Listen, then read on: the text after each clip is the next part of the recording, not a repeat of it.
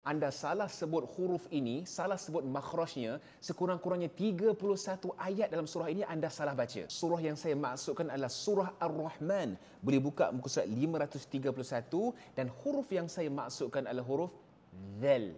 Sama-sama kita perbetulkan dulu makhraj huruf Dhal. Baca kat atas ni, Dha, Dhi, Dhu. Kenapa saya cakap sekurang-kurangnya 31 ayat? Boleh tengok dekat ayat ini.